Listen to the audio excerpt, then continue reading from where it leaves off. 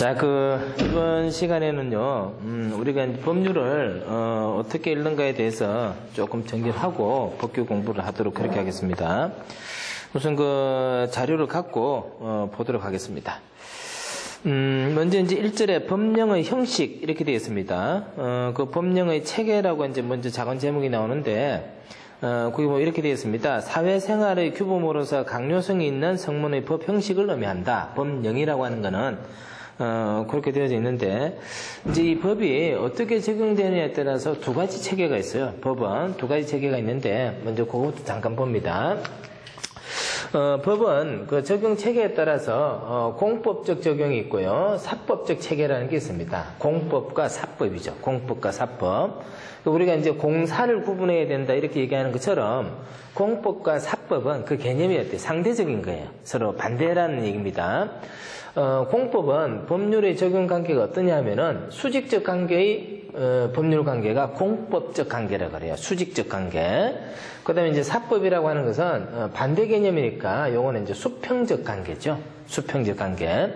수직적 관계라고 하는 거는 하나는 다른 것보다는 더 위에 있습니다. 더 우월적 지위를 갖고 그래서 일방적으로 어떤 것을 가하는 거죠. 그래서 요놈은 위에 있는 것에 대해서 어때요? 종속되는 그런 관계입니다. 이게 이제 수직적 관계고 종속적인 관계다 이렇게 얘기하는데, 반면에 이제 사법적 관계라고 하는 거는 수평적 관계예요. 요거는 대등한 관계입니다. 요거는 대등한 관계요. 그래서 이제 사법적 관계에 있어서 가장 대표적인 게 뭐냐면은, 민법이에요, 민법. 계약이라든지, 이런 겁니다.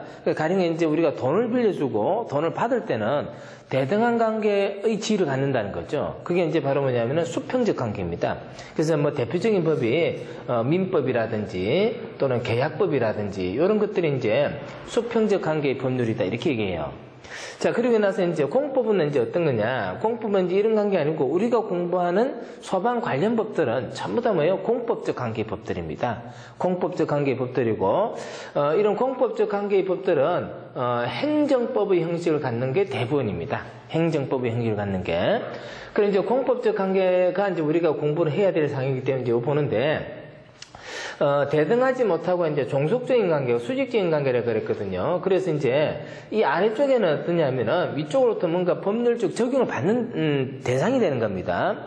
요걸 이제 우리가 법률적 표현에서 뭐라고 하냐면은 사인이라고 그래요. 일반 개인들, 우리 국민들요. 사인이라고 그래요. 사인이라고 그러고 위쪽에 있는 것을 뭐라고 하냐면은 행정기관이라고 그래요. 행정기관. 행정기관. 그래서 행정기관이 일반 시민을 대상으로 강제하는 법입니다. 강제하는 법. 그럼 그건 왜 강제하느냐? 자, 이렇게 강제하는 이유는 개인이 가져야 될 이익보다는 전체가 가져야 될 이익이 어때요? 훨씬 더 중요하고 우선적이기 때문에 그렇다는 얘기죠. 그래서 전체가 갖는 이익을 우리는 뭐라고 표현하냐면 공익이라고 표현해요. 공익. 그러면 개인이 갖는 이익은 뭐냐면은 사익이라고 하는 겁니다. 사익. 그랬을 때 공익과 사익에 있어서 공익이 우선적으로 적용돼야 되는 법률이고, 내용이고, 사익은 공익을 우선적으로 적용하다 보니까 사익은 자기 의도하고 상관없이 제한을 받을 수밖에 없다는 겁니다. 그래서 제한받는 게 바로 사익입니다. 그럼 이렇게 보면은 개인의 재산이라고 하는 것은 헌법에 보장되어 있는 권리인데 아무리 전체 이익이 우선적이 중요하다 하지만은 개인의 이익을 함부로 제한할 수는 또 어때요? 없겠죠, 그죠? 그래서 이런 관계에서 어떻게 법률이 적용되느냐 하면은 공익이 우선시 적용되지만은 그렇다고 해서 개인의 이익도 함부로 제한해서는 어때요? 안 된다는 거예요. 원래 헌법에 보장되어 있는 권리이기 때문에. 또 그렇다고 해서 개인의 이익을 너무나 치우치게 되면 전체 이익은 어때? 문제가 되겠죠, 그죠? 그래서 이것 두 개를 굉장히 서로 조화롭게 맞추는 과정이 필요한 겁니다. 조화롭게 맞춰야 된다는 얘기입니다. 그래서 개인의 이익이 조금 제한된다 하더라도 전체 이익이 우선된다면 참아야 되는 거예요, 그죠? 이제 그런 관계들이 필요하게 되는데, 그래서 이제 우리 공법적 관계라고 하는 것은 이런 우선적인 공익과 제한받을 수 있는 사익을 아주 조화롭게 또 균형 있게 맞추는 그런 과정이다. 이렇게 보시면 돼요. 이게 이제 공법적 관계입니다. 그러면 우리 소방법도 보면은 소방법이라는 법은 없죠, 그죠? 소방 관련 법령이다 이렇게 표현해요. 소방 관련 법규라고 표현합니다. 자, 소방 관련 법도 뭐냐면은 화재를 예방해서 전체 국민의 어떤 피해라든지 손상을 줄이자고 하는 거예요. 그러면은 내가 불을 함부로 다루고 싶다 하더라도 어때요? 제한받을 수밖에 없다는 얘기죠. 그죠? 그래서 그런 관계들을 법률에 이제 정해놓고 있는 거고요. 이때 이제 그러려면은 개인의 이익을 제한할 수밖에 없기 때문에 이 개인보다는 더 높은 권한을 가지고 있는 행정기관이 개인이 뭐라 하든 간에 전체 이익을 위해서 일방적으로 어때요? 뭔가 가할 수 있는 권한이 있어야 되거든요. 그런 작용을 우리가 뭐라고 하냐면 행정작용이라 그래요. 행정작용. 우리가 보통 행정이라면 어때요? 행정관청들이 일반 시민들을 대상으로 해서 뭔가를 가하는 그런 건 이제 행정작용이라는데 똑같은 얘기입니다. 자, 그래서 이제 행정기관이 일반 사인에게 공익을 우선적으로 제공하기 위해서 공익에 문제가 될 수 있는 개인의 이익을 제한할 수밖에 없는, 제한하기 위한 그런 절차들을 뭐라고요? 행정적 절차다 이렇게 얘기합니다. 그럼 이제 이런 절차를 가하게 되는데 만일에 이 절차가 잘못돼요. 그럼 이제 시장에 문제가 있는 거죠. 그럼 이제 시장을 상대로 그거 잘못된 거 아닙니까? 라고 뭘 할 수 있을까요? 행정심판을 청구할 수 있어요. 이의신청도 할 수 있고요. 또 공익을 우선적으로 적용하기 위해서 개인의 이익을 제한했잖아요. 근데 가만히 보니까 공익이 실현되긴 되는데 개인의 이익이 너무나 많이 제한되었다. 아, 열받아서 죽겠다. 그러면 어때요? 내 침해받았던 개인의 권한을 뭔가 회복시킬 수 있는 방법도 있어야 돼요. 그래서 뭐가 있냐면은 손실보상을 청구한다든지 이런 절차들이 우리 법률에 나와요. 법률에 나옵니다. 자, 그리고 또 반대로 공익을 우선적으로 적용하기 위해서 개인의 이익을 제한할 수밖에 없는데 이 개인이 자신의 이익을 침해받기 싫어해요. 그래서 공익이 어찌되든 간에 자신의 이익을 실현하게 됩니다. 그럼 공익을 위배하게 되는 거죠, 그죠? 그럼 또 어떤 상황이 나오느냐? 처벌을 받게 됩니다, 처벌을. 그래서 대부분 공법적 형식을 갖는 법률에는 어떤 표현들이 나오냐면은, 야, 그거는 꼭 해야 된다, 그거는 하면 안 된다, 이런 얘기들이 쭉 나와요. 해야 된다, 하면 안 된다, 이런 얘기 쭉 나오고, 만일에 억울하면은 보상해줄게, 이런 얘기도 나와요. 그 다음에 잘못해서 법을 위반하면 어떻게 돼요? 처벌도 합니다. 그런 내용들이 쭉 같이 나옵니다. 그래서 우리가 공부하고자 하는 이 소방 관련 법령도 전부 다 그런 내용으로 어때요? 구성이 되어져 있다는 얘기입니다. 그래서 먼저 이런 법률적 관계를 먼저 한번 확인해보고 공부를 하셔야 되겠고, 행정법이라고 하는 법률은 따로 있는 게 아닙니다. 행정적 절차가 규정이 되어 있는 법들은 다 뭡니까? 행정법들입니다. 그러면 우리가 공부하는 소방 관련 법령들은 공법적 체계를 가지고 있는 법률이고요. 그 다음에 행정적 절차를 규정하고 있는 행정법의 형식을 갖고 있는 법률들이에요. 그죠? 자, 그래서 먼저 이 개념을 한번 판단해 볼 필요가 있는데요. 그래서 이제 뭐라고 정의가 되어 있냐면 사회생활의 규범으로서 강요성이 있는 성문의 법 형식이다. 사회생활이 규범이 된다는 것은 결국 어떤 얘기예요? 개인 이익과 전체 이익에 있어서 어느 게 더 우선되어져야 된다는 거죠? 전체 이익이 우선되어져야 되다 보니까 개인의 이익은 어때요? 제한받을 수밖에 없어요. 근데 개인은 자신의 이익을 침해받기 싫어하니까 뭔가 강제적으로 어때요? 정해놔야 되겠죠, 그죠? 그런 형식을 갖고 있는 게 바로 법령이다, 이렇게 보시면 되는 겁니다. 그러면은 이러한 법령은 어떤 것들이 있느냐? 자, 우리나라 법제하에서 성문의 법 형식으로 최정점에 제일 높은 법이 뭐냐면 헌법이에요, 헌법. 제일 높은 법이 헌법입니다. 그래서 모든 사항들이 헌법에 위배되지 않아야 되거든요. 그래서 어떤 사항들이 헌법에 위배되는지 안 되는지를 판단하는 게 뭐예요? 헌법재판소죠. 헌법재판소요. 그래서 헌법이라는 게 있고요. 자, 그 밑에 보면 이제 뭐가 나오냐면요. 법률이 있습니다. 법률이 있고요. 그 밑에 보면 뭐가 있습니까? 대통령령이 있습니다. 대통령령이 있고요. 그 다음에 이제 긴급명령, 대통령 긴급제정 뭐 이런 게 있고요. 그 다음에 또 뭐가 있냐면은 대통령령뿐 아니라 총리령, 부령 이런 형식의 법률들이 실제로 어때요? 갖춰져 있습니다. 이런 것들을 우리는 다 통틀어서 뭐라고 하냐면은 법령이라고 하는데요. 이런 법령은요, 그 적용 대상이 누가 되느냐면은 일반적인 시민이 되는 거예요, 시민이 되는 거죠. 우리가 국민이라는 말은 이건 어때요? 국민이라는 말은 이거 일본식 표현이죠. 국민이라는 말은 쓰면 안 되는 겁니다. 사실은요. 이게 일제단죄입니다. 국민이라는 말은 쓰지 않고 우리 자유민주주의 국가에서는 뭐라고 써야 돼요? 시민이라고 표현해야 돼요. 시민. 그래서 이런 시민을 대상으로 일반 개인 사인을 대상으로 하여 적용하는 것들을 뭐라고요? 법령이라고 그럽니다. 법령. 그래서 이제 이런 법령들은 여러분들 나중에 이제 시간 나시면은 법제처 사이트에 한번 들어가 보시면은 법제처에 우리나라의 모든 법률들을 검색하고요. 확인할 수 있도록 다 어때요? 제공하고 있습니다. 그래서 앞으로는 자주 여기 들어가셔서 확인을 하실 필요가 있는 겁니다. 자, 그래서 이제 이런 체계로 되어져 있다라고 하는 게 제일 먼저 나오는 법령의 체계라고 하는 겁니다. 자, 일단 그 정도만 하고 나머지는요, 여러분들이 한번 읽어 보시도록 합니다. 자, 그 다음에 이제, 그 다음 페이지 넘어가면은 대통령령하고 총리령, 부령이 나오는데요. 그거 잠깐 봅니다. 먼저 법률은, 이런 법령들은 국회에서 만듭니다. 그래서 국회를 우리가 입법부라 그러죠. 그죠? 그래서 국회의원들이 의결을 해서 법을 제정을 하게 되는 거고요. 먼저 이제 법률이라고 표현하는 것들은 항상 기본적이고 원칙적 사항들을 규정을 하고 있습니다. 법률에서 모든 것을 다 정할 수가 없거든요. 그래서 원칙적인 사항을 정하고 있고요. 이 법을 실현하는 데 있어서 또는 실행하는 데 있어서 구체적인 사항들은요, 대통령령이나 총리령이나 부령에서 정하고 있어요. 그래서 대통령령을 안 보면은 대통령이 제정하는 명령입니다. 명령의 형식을 가지고 있어요. 대통령령을 포함한 명령에는 두 가지가 있습니다. 위임명령과 그 다음에 집행명령이 있다 있습니다. 집행명령요. 법률에서 정할 수 없는 사항들, 아주 구체적인 그런 사항들은 다시 규정을 합니다. 처음에 법에서 모든 것을 예견할 수 없잖아요. 그죠? 그래서 구체적인 사항은 대통령이 명령하는 형식으로 하겠다 이렇게 하는 거예요. 그래서 나중에 보면은 대통령령으로 정한다 하는 것들은 큰 틀을 조금 더 구체적으로 하나하나 설명하는 것들은 다 대통령령에서 하고 있어요. 그 다음에 집행명령이라고 하는 것들은 뭐냐면은 이런 법을 적용하는 데 있어서 필요한 여러 가지 절차들이 있어요. 그런 절차들을 규정을 하고 있습니다. 신고를 해야 되는데 며칠 안에 신고해야 되는지, 허가를 받아야 되는데 누구한테 허가를 받아야 되는지, 이런 구체적인 절차들을 규정하고 있는 게 뭐예요? 집행명령이라고 보시면 돼요. 집행명령. 그래서 대통령령이나 총리령이나 부령은 다 위임명령과 집행명령으로 구성이 되어 있는데 실제로 법을 들여다보면요, 거의 위임명령은 대통령령에서 정하고 있어요. 대통령에서. 그리고 집행에 관한 것은 집행명령들은 주로 부령에서 정하고 있습니다.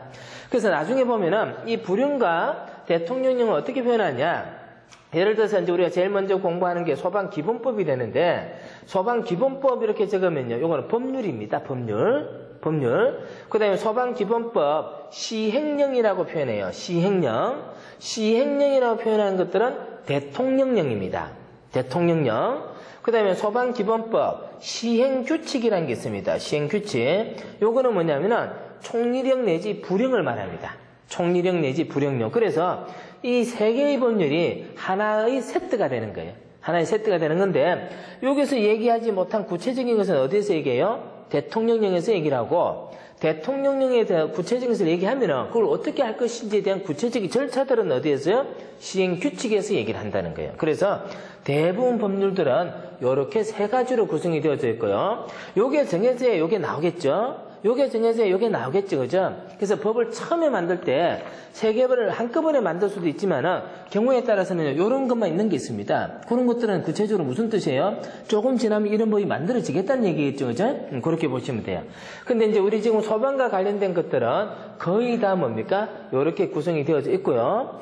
그 다음에 기본법에서 정하고 있는 것들은 소방기본법 시행령에서만 모두 다 정하느냐면 아니고요. 다른 규정들도 정해져 있습니다. 그래서 대통령령을 여러 개 둘 수 있습니다. 기본법 아래에 대통령령을 이렇게 여러 개 둘 수도 있고요. 하나의 대통령 안에 부령도 여러 개 둘 수도 있습니다. 그래서 이런 것들은 어떻게 구성이 되는가 하는 것은 법제처 사이트에서 한번 확인해 보면 쉽게 판단할 수 있습니다.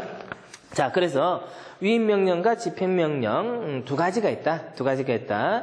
자, 위임명령은 법률 서술어가 명시하여 위임한 일정한 사항에 대하여 정하는 명령이고, 집행명령은 법률의 시행이나 실시를 위해서 필요한 세칙 또는 절차에 관하여 정하는 명령이다. 이렇게 돼 있죠. 그죠? 그게 이제 이런 얘기입니다.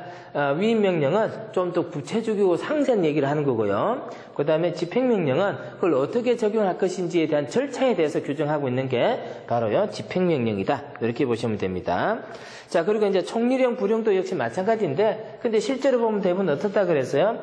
대통령령은 주로 위임명령에 해당하는 내용들이 많고요. 그 다음에 부령은 집행명령에 해당하는 것들이 많습니다. 그렇게 이제 보시면 되고요. 자, 그 다음에 이제 또 뒤로 넘어갑니다. 뒤로 넘어가면요, 입법 과정이라고 하는 게 나오는데, 그건 여러분들이 한번 읽어보시면 될 것 같아요. 그거는 읽어보세요. 읽어보시면 되겠고. 자, 그 다음에 이제 어디로 가느냐면은 6페이지에 가시면은 법률의 구성과 문장이라는 게 있습니다. 요게 이제 중요해요. 법률의 구성과 문장. 자, 그 보면은 법률은 이제 어떻게 구성이 되느냐 하는 겁니다. 그죠? 법률은 전체적으로 법률의 제목에 해당하는 제명이 있고요. 제명이 있습니다. 법의 제목이죠. 법의 제목. 우리가 좀 전에 했던 것처럼 소방기본법 하는 거예요. 이제 이게 제목이고요. 그 다음에 이제 본칙과 부칙이 있습니다. 본칙과 부칙. 본칙과 부칙. 이렇게 이제 크게 두 가지로 나눕니다. 본칙은 법률의 본체가 되는 부분입니다. 법률의 본체가 되는 부분이 이제 본칙이고요. 부칙은 본칙에 부수하여 법률의 시행일, 적용 관계, 기존의 법률 관계와 새로운 법률 관계 간의 연결, 조정 관계, 새로운 법률과 모순, 조척되는 기존 법률과의 개폐 등을 정하는 부대적 부분이다. 본칙이 실제로 법이고요. 본칙이 실제로 법이고, 이 법을 적용하는 데 있어서 여러 가지 필요한 사항들은 부칙에서 정해요. 부칙에서. 그래서 가령 법을 쭉 적용하다가 법을 개정을 했어요. 개정하면은 이 법은 이렇게 어느 날 개정한 것은 언제부터 시행한다든지 이렇게 법의 적용에서 필요한 설명들을 하고 있는 게 뭐예요? 부칙이라고 하는 겁니다. 그래서 본칙도 1조, 2조, 3조 이렇게 정하고요. 부칙도 1조, 2조, 3조, 4조 이렇게 정해요. 그래서 본칙과 부칙으로 구분한다. 이렇게 이제 보시면 됩니다. 자, 그 다음에 이제 7쪽에 가봅니다. 제명 및 법령 번호하는 게 있습니다. 일반적으로 법률의 제목에 해당한댔습니다. 그래서 제명에서는 소방기본법, 이제 이렇게 이제 제명이 나오고요. 제명은 간결하나 이하 모든 법률의 내용을 함축적이고 간결하게 표현하고 있다 이렇게 되어 있는데, 원래 제목이라고 하는 것은 그 내용을 가장 잘 설명할 수 있도록 제목을 정하는 거예요. 그러면 소방기본법 하면은 말 그대로 소방에 관련한 기본적인 사항들만 모아서 어때요? 규제를 하는 거다. 이런 의미겠죠. 그죠? 그게 바로 뭐예요? 소방기본법이라고 하는 겁니다. 소방기본법요. 자, 그 다음에 이제, 일반적으로 무슨 법률 이렇게 하는 것도 있는데, 법이라고 쓰기도 하고요. 그 다음에 무슨 법률 이렇게도 표현해요. 똑같은 말이에요. 요거는 상관이 없어요. 상관이 없고.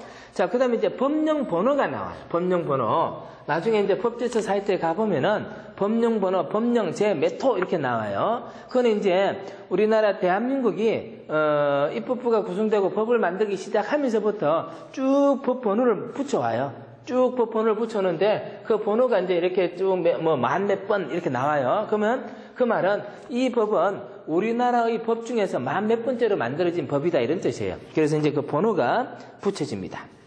자, 그 다음에 본칙 규정법입니다. 본칙이 이제 실제로 법의 내용이라 그랬는데요. 본칙에는 뭐가 있느냐 하면 총칙 규정이 있고, 총칙. 그 다음에 실체 규정이 있고요. 실체. 그 다음에 보칙이 있고요. 그 다음에 벌칙이 있습니다. 벌칙이 있는데요. 이제 벌칙 같은 경우는 이게 모든 법률에 다 나올 수 있느냐? 그러진 않아요. 모든 법률에 다 나오진 않고, 특히 이제 어느 법에서 빠짐없이 나올까요? 공법적 관계를 가지고 있는 법에서는 벌칙이 항상 나오죠. 그죠? 벌칙이 나옵니다. 자, 그래서 이렇게 이제 구성이 되어 있는데, 우리 소방 관련 법들은 거의 대부분 이런 식으로 구성이 되어져 있어요. 자, 그래서 이제 총칙에는 어떤 게 있냐면은, 법률의 제일 맨 앞부분에 있습니다. 그 법률 전반에 공통된 일반적이고 총괄적인 사항을 규정한다. 주로 이제 총칙에는 뭐가 들어가냐면요. 제일 먼저 법의 제정 목적. 이 법은 뭐 때문에 만들었다. 이게 나와요. 그리고 용어정의가 나옵니다. 용어정의. 이 법에서 사용하는 말들은 이러이러한 뜻이다. 그 다음에 법률의 적용 관계가 나와요. 법률의 적용 관계. 여기서 필요한 것들은 이렇게 해석하면 되는데, 만일에 이해가 잘 안 되는 법이 있다면 다른 법을 좀 봐라. 뭐 그런 내용들을 이제 정해놓고 있습니다. 그게 뭐냐면은 총칙입니다. 법의 기본 이념이라든지 재정 목적이라든지 용어정의라든지 이런 것들을 정하고 있는 게 뭐예요? 총칙 부분입니다. 자, 그 다음에 이제 실체 규정하고 나오는데요. 그거는 법률이 달성하고자 하는 목적을 구현하기 위해서 필요한 가장 기본적인 사항을 규정해 놓은 것을 말한다. 자, 총칙에서 정하고 있는 목적, 이거를 쭉 구체적인 항목으로 풀어놓은 거예요. 그게 이제 뭐냐면은 실체 규정이라고 하는 겁니다. 그럼 이제 소방 기본법에는 어떤 얘기가 들어가 있냐면은 화재 예방을 하려면 기본적으로 어떻게 해야 된다. 또 불이 났을 때는 소활동을 어떻게 해야 된다. 또 어떻게 나냐면은 불이 나고 난 다음에 앞으로 피해를 입지 않으려면은 화재 조사를 해야 되는데 조사는 어떻게 한다. 이런 내용들이 쭉 나와 있어요. 소방과 관련된 기본적인 사항들이 정해져 있다는 거예요. 그런 것들이 이제 실체 규정에 정해져 있는데 법률의 본질적이고 핵심적인 부분을 이룩한다. 뭐 이런데 이렇게 돼 있죠. 그죠? 자, 그래서 기본 골격은 어떠한 목적을 위해서, 목적이 뭐예요? 공익이죠. 여러 사람 이익입니다. 어떠한 행위를 대상으로 어떠한 처분을 행하는가, 거기에 대해서 구체적으로 규정하고 있는 게 뭐예요? 실체 규정이라는 겁니다. 자, 그 다음에 이제 보칙 규정입니다. 보칙 규정은 실체 규정을 실현하는데 부수적 절차나 사항, 보충적인 사항, 이런 것들을 두는 겁니다. 그래서 실체 규정과 벌칙 규정 사이에 두는데 실체 규정에 두기는 아주 애매한 것들, 뭐 내용이 줄거리가 잘 안 맞다든지 또 요걸 규정하는데 필요한 사항들, 이런 것들은 이제 주로 추가적으로 두는 게 주로 뭐냐면 보칙입니다. 요건 보칙이고 요건 아까 뭐라 했어요? 부칙이라고 그랬죠, 그죠? 보칙이고 부칙입니다. 자, 그 다음에 이제 벌칙 규정이 있습니다, 그죠? 그렇게 이제 구성이 되어 있습니다. 법률은요. 자, 그 다음에 뒤로 넘어갑니다. 자, 그 다음에 넘어가면 이제 뭐가 나오냐면은, 법률의 구성에서, 8쪽에 넘어가면요, 장이 나옵니다. 장, 절, 뭐 이런 구분이 나오는데, 법률을 표현할 때, 제일 큰 제목은요, 장입니다. 장. 제1장 총칙 이렇게 가요. 장. 그 다음에 장 밑에 있는 절은요, 그 단위는 절입니다. 절. 제1절. 제1장 제1절. 이렇게 가요. 자, 그리고 이제 법률 조문은 제 몇 조라고 그러면? 제1조. 법률 제1조. 이렇게 표현해요. 제1조 다음에는요, 뭐가 나오냐면은, 동그라미를 붙여요, 동그라미. 동그라미 붙여서 1항이라고 읽어요. 1항. 항상 그렇습니다. 1조 1항입니다. 1조 1항요. 1항. 자, 그 다음에 항 다음에는 뭐가 나오냐? 호목이 나오는데요. 호는 동그라미가 아닌 그냥 숫자를 적어요. 이걸 호라 그래요. 호 다음에는 이제 뭘 적느냐? 가를 적어요. 가나다라. 요거는 뭐라고요? 목이라고 읽어요. 목이라고. 그래서 1조 1항 1호 가목. 이렇게 구성됩니다. 뭐 이런 게 없는 게 있을 수도 있겠죠. 그죠? 없는 게 있을 수도 있겠고요. 이런 것들이 나오는데, 그러면 호, 목 이런 것들은 주로 어디서 많이 나오겠어요? 시행령에서 많이 나와요. 아까 시행령이 뭐라고 그랬어요?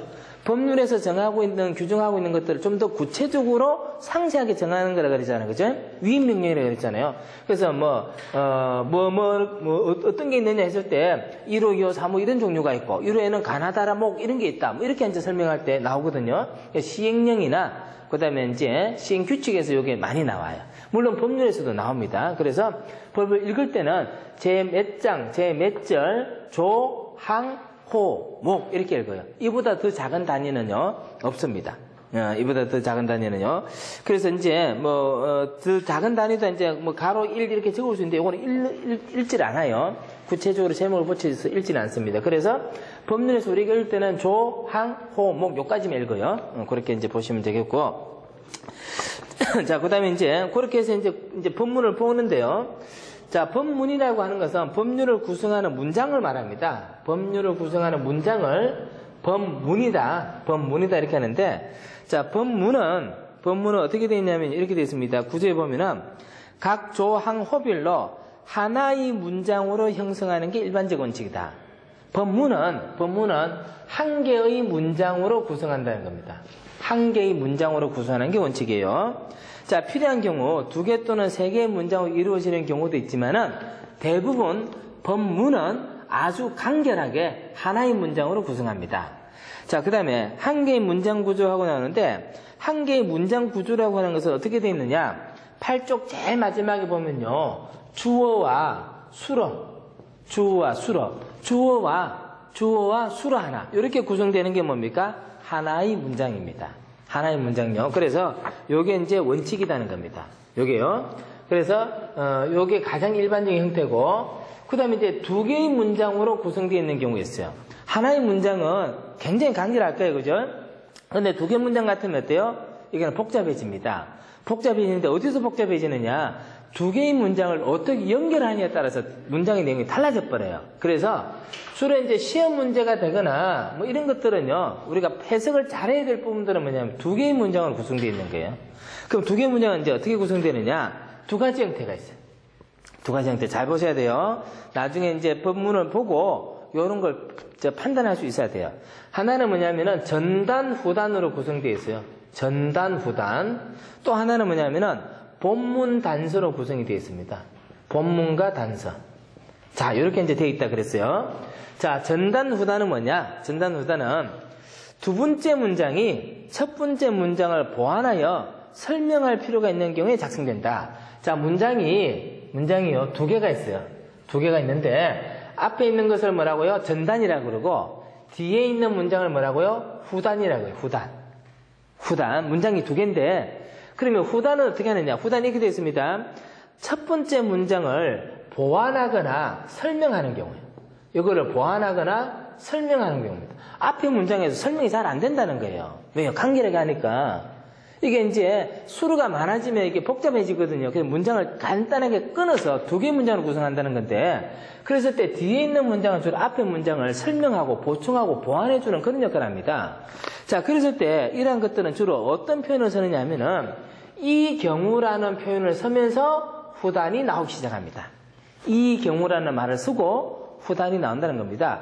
앞에 게 어떻다라고 하고 이 경우라는 말을 쓰고 뒤에 말은 앞에 문장을 설명하는 건데, 자, 예문이 있습니다. 예문이 소방본부장, 소방서장, 소방대장은 화재, 재난, 재해, 그 밖의 위급한 상황이 발생한 현장에서 소방활동을 위해서 필요한 때는 그 관할구역 안에 사는 자 또는 그 현장에 있는 자로 하여금 사람을 구출하는 일 또는 불을 끄거나 불이 번지지 아니하도록 하는 일을 하게 할 수 있다. 이게 이제 전단입니다.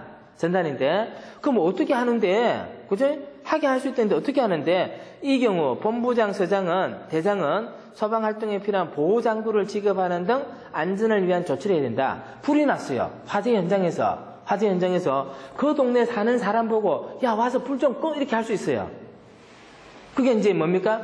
불이 나면은 전체로 확산되면 피해가 커지니까 내가 하기 싫고 귀찮지만은 우리 집도 불이 날 수 있으니까 가서 좀 끄야 될 의무가 있는 거예요. 근데 그냥 끄라 하면 불을 끌 수 있어요, 없어요? 없잖아요. 그래서 어떻게 하냐면은 안전장치를, 보호장구를 지급해서 안전조치를 하고 불을 끄게 할 수 있다는 거죠. 근데 이걸 만약에 이 경우란 말을 빼버리고 하나의 문장으로 구성하면 어떻게 될까요? 소설처럼 되겠죠. 우리 동네에 불이 나면은 우리 동네에 사는 사람으로 하여금 불을 끄게 할 수 있는데, 이때 소방대장은 그 사람에게 보호장구를 지급하고 안전조치를 해야 된다. 이렇게 말이 쭉 길어져 버리면 어때요? 핵심이 없어지고요. 뭐를 규제하는지 판단이 잘 안 되고요. 소설처럼 길어지기 때문에 문장이 간결해지지가 못하게 되어져요. 그래서 어떻게 하느냐면은 하게 할 수 있다? 그럴 때는 어떻게 해요? 보호장구를 지급해야 된다. 이렇게 규정이 되어 있다는 겁니다. 자, 그 다음에 본문과 단수장 봅니다. 본문과 단수장. 역시 이것도 어때요? 문장이 두 개가 있습니다. 하나는 뭐라고 그래요? 본문이라고 그러고, 하나는 뭐라고 그래요? 단서라고 그래요. 단서. 자, 이러한 문장 구조는 두 번째 문장이 첫 번째 문장에 대하여 대립 또는 예배, 이 두 문장은요, 대립이 되거나 예외라고 하는 겁니다. 예외. 대립이라고 하는 것은 뭡니까? 여기서는 어떻다라고 했는데 여기 가서는 아니다라고 얘기하겠죠. 그죠?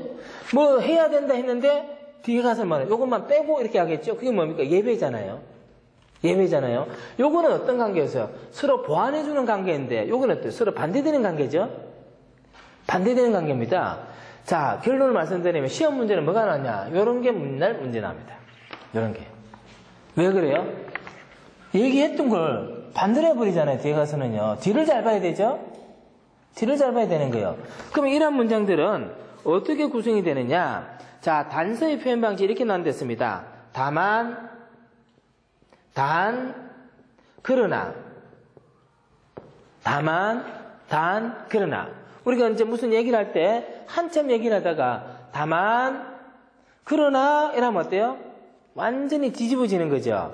완전히 뒤집어지는데 이런 걸 뭐라 그래요? 반전이 된다 그러죠. 반전. 그러면 우리가 영화 볼 때는 어때요? 반전이 많으면은 재미나죠. 어떻게 될까? 아, 저게 아니었는데? 저런 줄 알았더니 또 아니네? 반전이 많을수록 영화는 잘 만들어진 영화라 그래요, 그죠? 근데 우리 인생은 반전이 많으면 어때요? 힘들겠죠. 예? 근데 시험 문제는 했는데 아니다라고 하는 것 어때요? 아니다라는 것을 놓치면 어떻게 됩니까? 틀리죠? 그래서 시험 문제는요, 요게 잘 나와요. 요거는 시험 문제 안 나와요. 요건 시험 문제 안 나오고, 요거는 잘 나옵니다. 그래서 나중에 여러분들이 실제로 법 조문을 볼 때도 뭘 보느냐? 다만, 단, 그러나 하는 요 표현요. 반전되는 조건요. 단서를 붙이는 조건. 요런 글자들을 잘 찾아보실 수 있어야 돼요. 그래서 법 조문을 읽다가 요런 게 딱 나오면 어때요? 빨간색으로 딱 칠해놓고 시작합니다. 어떤 생각이 들어요? 요걸 기점으로 앞에 하고 뒤에는 어때요? 서로 다른 말 하고 있어요. 그죠? 서로 다른 말 하고 있다는 얘기입니다. 그래서 요게 중요하다.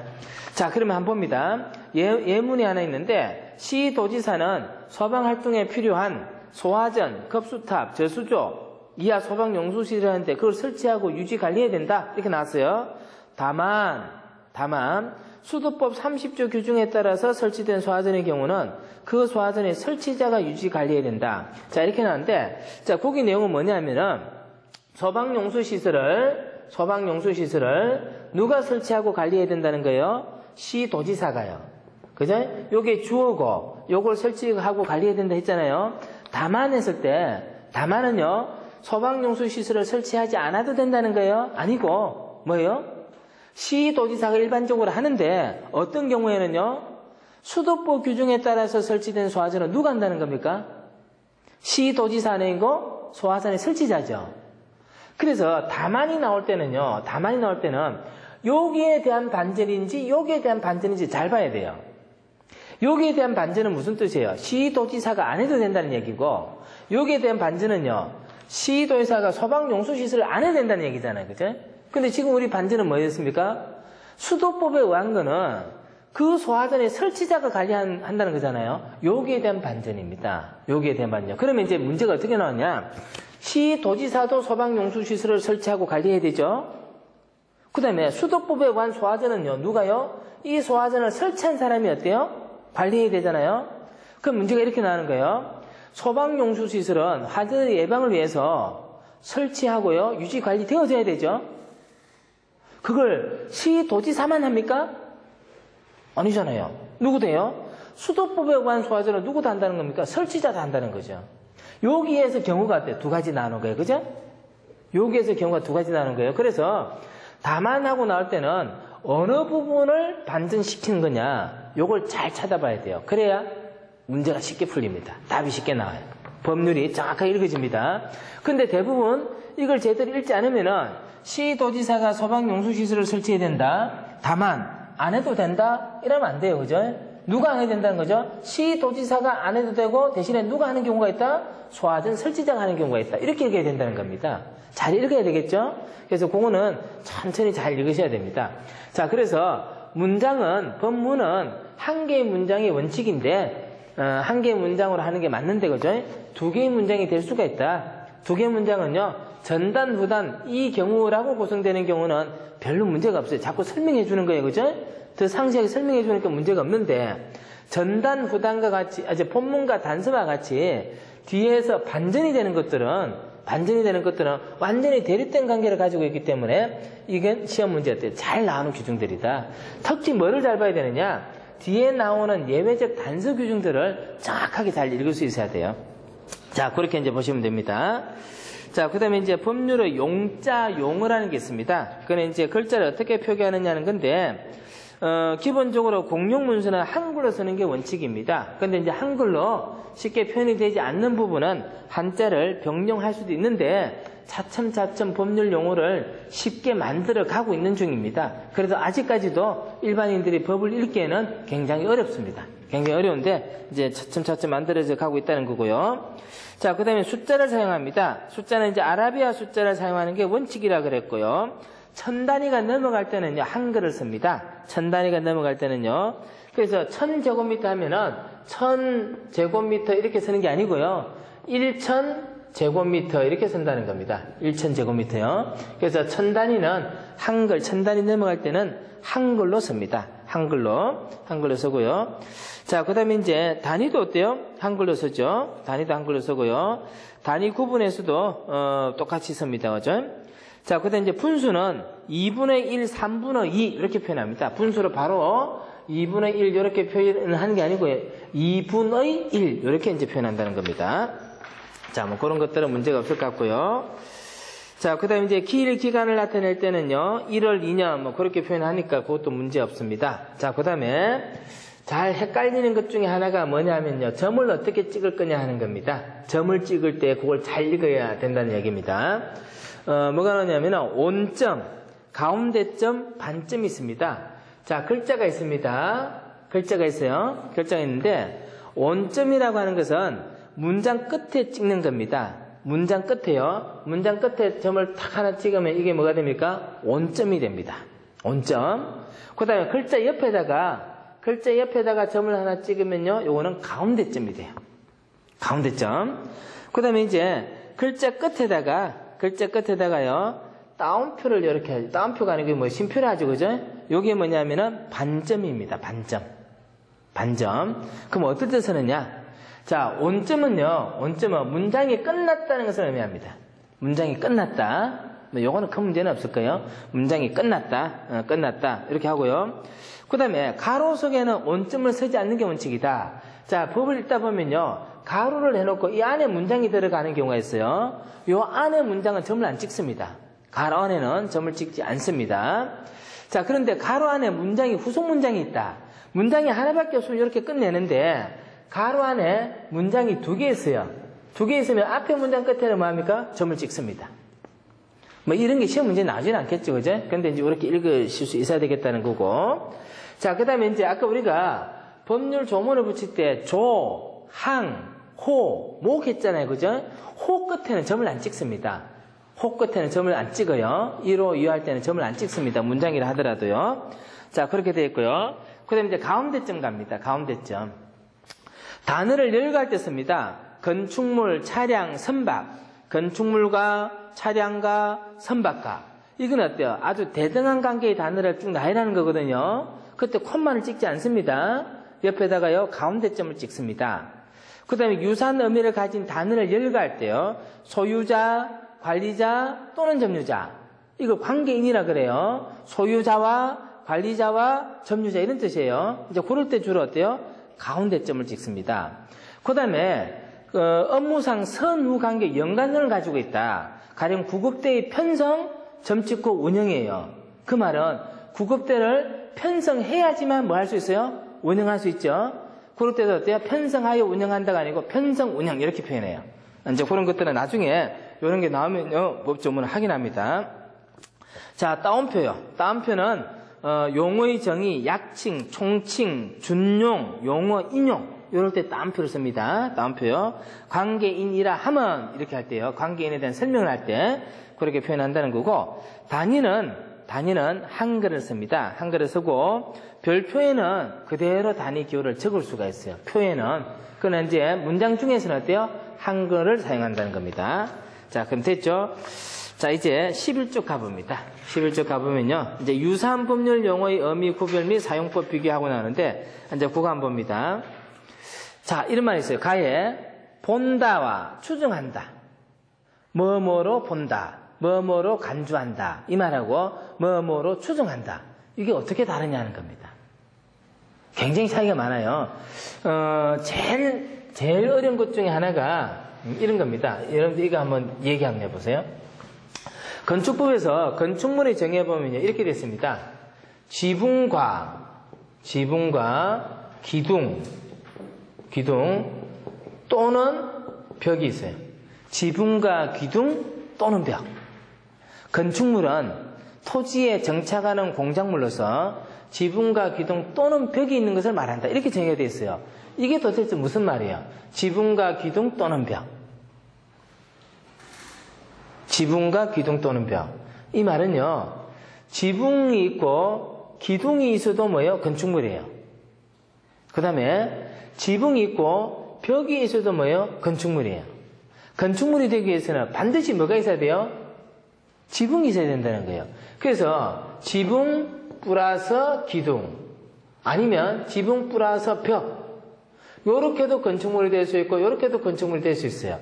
요거를 어떻게 표현하냐? 지붕과 기둥 또는 벽 이렇게 표현해요. 어렵잖아요. 그죠? 예? 이런 거요. 그냥 아무 생각 없이 읽었다면 이게 도대체 무슨 말인지 몰라요. 굉장히 어려운 거예요. 그래서 이런 표현들을 정확하게 잘 알아두면은 법을 훨씬 더 읽기가 어때요? 쉬워집니다. 자, 본다와 이만 간주한다는 말도 써요. 추정한다. 자, 본다하고 추정한다 하고요. 뭐 별로 차이가 없는 것 같아요. 국어사전을 봐도요, 별로 차이가 없을 거예요. 근데 이제 뭐라고 했냐, 이렇게 됐습니다. 본다라고 한 것은 그렇지 않을 가능성이 있는 경우에도 분쟁을 방지하고 법률 적용을 명확하게 하기 위해서 법률에서 그렇다고 의지하여 버리는 것을 말하고, 간주된다는 것은 법률상 확정된 것이므로 반대 증거를 제출하더라도 번복되지 않는다 그랬어요. 번복되지 않는다. 본다는요, 대충 맞춘 거예요. 대충. 그 다음에 추정한다라고 하는 것은요, 이거는 명확하게 그다 이렇게 얘기한 거예요. 반대 의견을 제시한다 하더라도 번복이 돼야 안 돼요? 안 돼요. 근데 요거 본다라고 하면서 반대 의견을 제시하면 어때요? 번복될 수 있다는 겁니다. 본다 했는데 아니잖아. 이렇게 하면 아닌 거예요. 추정한다 이러면요, 반대 의견을 제시한다 하더라도 상관없는 거예요. 그런 차이가 있는 겁니다. 그러면 더 명확하게 판단할 때는 뭐라고 써야 돼요? 추정한다라고 해야 됩니다. 혹시 그럴지도 모르겠다라고 하면 어때요? 본다, 간주한다 이런 표현을 쓰는 거죠. 나중에 법률적 표현에서 그런 걸 찾아보세요. 찾아보는데 지금 예를 이제 들어봤습니다. 간주한다가 본다가 있는데요. 특별조사에 참여하는 전문가, 위탁받은 업무를 수행하는 협회, 기술원 및 전문기관, 법인 또는 단체의 담당 임직원은 형법 적용에 있어서 공무원으로 본다는 겁니다. 실제 이 사람 공무원들 아니에요. 공무원들 아니지만은 공무원처럼 보겠다는 거예요. 공무원처럼 보겠다는 겁니다. 이제 그럴 때 이제 본다는 표현이 있습니다. 자, 그 다음에 추정한다라고 하는 것은 어느 쪽인지 증거가 분명하지 않는 경우에 잠정적인 판단을 내려놓는 것을 말한다. 그게 이제 추정한다다, 그죠? 추정한다. 자, 그렇게 이제 되어 있습니다. 그 다음에 적용한다와 준용한다가 있습니다. 적용한다는 것은 어떤 가상에 관한 규정이 조금도 수정 없이 그대로 나에 적용되는 경우에 사용되고, 준용한다는 것은 유사하게 적용된다는 겁니다. 그래서 적용한다는 것은 가를 나하고 가와 나를 적용한다 했을 때 이 두 개가 똑같다는 겁니다. 똑같이 맞출 때는 적용하는 거고요. 준용한다는 것은 비슷하게 맞아떨어지는 거예요. 그래서 가령 가가 나의 범위에 들어간다든지 나의 범위에 이렇게 포함된다든지 이럴 때는 어때요? 준용한다는 거죠. 준용한다는 말은 준하여 적용한다 이런 뜻이에요. 준하여 적용한다. 그래서 적용이 딱 맞아떨어지는 거죠. 준용은요, 딱 안 갖춰도 되는 겁니다. 이제 그런 차이겠습니다. 자, 그 다음에 예에 의한다와 준용한다 이게 있습니다. 예에 의한다. 예에 의한다라고 하는 것은 거기 보면은 어떠한 법률 상황의 제도라든가 법률 규정을 포괄적으로 다른 동종의 것에 적용하려고 하는 경우에는 예에 의한다, 정하여야 한다. 그죠? 어떠한 것을 포괄적으로 비슷하게 갖다 붙일 때는요, 예에 의한다 이렇게 한다는 겁니다. 그 다음에 법률의 개별 규정에 한정해서 다른 상을 적용할 때는 준용한다 이런 표현을 쓴다는 겁니다. 그래서 적용한다와 준용한다, 예에 의한다 이런 표현들이 나오는데 그런 표현들이 나오면은 요걸 끄집어내 가지고요 줄을 꺼놓고 한번 더 읽어보시기 바랍니다. 그래서 비슷한 의미에 대해서 구분을 해볼 수 있어야 됩니다. 그게 되면요 법은 굉장히 쉽게 읽혀집니다. 법은요. 근데 이제 이런 게 잘 안 되면요, 이 말이 무슨 말이지? 추정한다는 게 도대체 어떤 말이지? 그게 이제 익숙하지 않으면요, 법을 잘 못 읽게 되는 거죠. 그래서 이런 것들을 잘 읽어야 되겠고요. 그 다음에, 과한다, 저한다, 과한다. 이렇게 이제 글자가 한글은 똑같은데요, 한자가 다른 게 있어요. 한자가. 이런 것들도 이제 필요하면은 한자를 같이 변기를 합니다. 같이 변기를 하는데, 제일 먼저 나온 과한다는 어떤 거냐면, 일정한 경우 어떤 사람에 대하여 형벌 또는 과태료를 부담시킬 것인가를 추상적으로 규정할 때 쓰고요. 처한다라고 하는 것은 구체적으로 규정할 때, 그래서 가령 잘못하면은 벌금을 과할 수 있다 이렇게 하는 거고요. 잘못했기 때문에 벌금 얼마에 처한다 이렇게 표현한다는 겁니다. 그래서 과한다, 처한다는 게 다른 의미가 되는 거고요. 자, 그 다음 페이지 넘어가 봅니다. 다른 과한다는 국가나 지자체가 국민 또는 주민에 대해서 공권력으로 조세, 검정, 기타 부역이나 현품 등을 부담시킬 때 사용한다. 그래서 이제 세금을 과한다, 부과한다, 이럴 때 쓰는 겁니다. 그게 이제 과한다는 뜻입니다. 자, 그 다음에 마에 보시면은 어디 내와 어디 안이란 표현이 나옵니다. 내와 안내자잖아요. 그죠? 근데 이제 내와 안은 어떠냐? 시간적 범위를 나타낼 때는 내로 쓰고요. 시간적 범위. 그 다음에 이제 지역이나 장소 범위를 나타낼 때는 안 이렇게 한다는 겁니다. 1시간 내에 이렇게 하는 거고요. 학교 안에서 이렇게 한다는 겁니다. 학교 내에서가 아니고요. 학교 안에서 1시간 안에서가 아니고 1시간 내에서, 그죠? 그렇게 이제 구분해서 쓴다는 겁니다. 자, 그 다음에 바에 보시면요. 그것도 중요합니다. 다음 각 호에 해당하는 경우와 다음 각 호의 어느 하나에 해당하는 경우 이렇게 나오는데 각 호라고 하는 것은 1호, 2호, 3호, 4호가 있죠. 그죠? 아까 조, 호, 목 이렇게 했잖아요. 자, 그래서 먼저 각 호에 해당하는 경우 하는 것은 다음 각 호에 해당하는 경우 하는 것은 4개에 대해 다 해당한다는 뜻이에요. 4개에. 그 다음에 각 호의 어느 하나에 해당한다는 것은 4개 중에 하나면 된다는 얘기입니다. 4개 중에 하나면 된다는 얘기예요. 그래서 그렇게 의미가 다르다. 자, 그 다음에 기일, 기한, 기간이란 말이 나옵니다. 자, 기일은 어떤 행위나 사실이 발생한 일정한 시점, 시기를 말합니다. 발생한 시점을 말하고요. 기간은 일정 시점부터 다른 시점까지 간격을 말합니다. 간격. 그 다음 기한은 법률 효과의 발생 또는 소멸을 일정한 시점의 도달에 의존하게 되는 경우에 쓴다 이렇게 나옵니다. 그죠? 그래서 어느 한순간은 뭐라고 씁니까? 기일이라고 써요. 기일이고요. 그 다음에 언제부터 어디까지 하면 이거 뭐예요? 기간이죠. 언제부터 어디까지 하면 기간이 되는 거예요. 언제까지라면요. 이거는 뭡니까? 기한이 되는 겁니다. 그래서 기일, 기한, 기간 이런 게 어때요? 다른 의미로 쓰인다는 겁니다. 자, 그것도 한번 읽어보시고요. 자, 그 다음에 아예 보시면은 경우와 때라는 게 나옵니다. 경우와 때. 경우는 가정적 조건을 가리키는 용어입니다. 가정적 조건. 가정이라고 하는 것은 아직 되지 않은 거죠. 실현되지 않은 사실입니다. 가정적 조건을 가리킬 때는 경우라는 것을 쓰고요. 때는 시점 또는 시간이 문제가 된 경우에 사용합니다. 시점이나 시간이 문제가 될 때는 때를 쓰고요. 마친 시간이죠. 그죠? 마친 때에는 하는 것은. 그 다음에 이제 어느 하나에 해당하는 경우에 가정에서 얘기할 때는 경우에라고 씁니다. 자, 그래서 경우와 때. 그 다음에 이제 적시와 지체 없이 하는 겁니다. 이것도 우리가 볼 때는 별 의미가 차이가 안 나는 것 같아요. 자, 근데 적시는 시간적 적시성이 보다 강한 것이다. 이에 반하여 지체 없이는 시간적 적시성이 강하게 요구되지만은 정당하고 합리적인 이유가 있는 지체는 허용된다고 해석하는 거다. 그래서 지체 없이 바로 해라 이건 뭐예요? 적시해라 이겁니다. 적시. 그다음 지체 없이 해라 이 말은요. 지체될 수도 있다는 얘기입니다. 그런 사입니다. 적시 이 말은요. 지체하지만 바로 해라는 뜻이고요. 지체 없이라고 하는 것은 바로 하면 좋은데 지체될 수도 있다는 것을 의미하고 있습니다. 자, 그 다음에 또는 하고 및 하는 거죠. 또는 및.